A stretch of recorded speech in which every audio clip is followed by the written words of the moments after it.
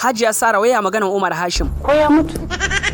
Ko yana raye? Wai dai ko yayi nasara akan ku ne? Bai tabbata ba. PA naga kaman kina son yin magana. Idan MD yayi nasara akan sa Hajiya Sara, to kamar yayi akan mu. Amma me yasa kike wannan zargin? Dan na san babu wacce tsana a halin yanzu sama da ni. Ke ma akwai wanda kike tsana a cikin ma'aikatar raye. Babu wacce na tsana. Jahila wanda bata san kanta ba. Hajiya Sara ina ganin girman ki fa bai kamata kina magana da wani kina shiga ba. Allah ka min baki. Lauya mai zaman kansa kike dagawa murya? Tashi ka gaban daga daki.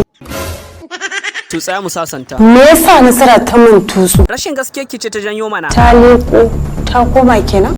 A to kuma? To wai amma me ya tara miki hankali haka? Wannan bakuwar bai kama da kashin biri.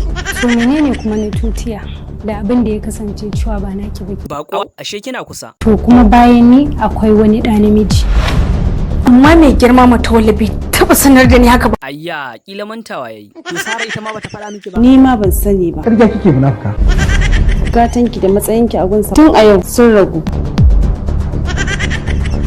Wani ke gani haka? Me ya dawo da kai a cikin wannan harkallar? Takun sakar da ke tsakanin MD da Hajiya Sara. Shi ya dawo da kai? Babu shakka. To ina fatan dai halayenka sun canja. Abubuwa da yawa sun canja. Sai dai mu ba za mu canja ba.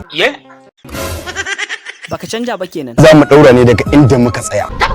Har ƙarin mutane ma ka samu kenan. To me ka dauka ne?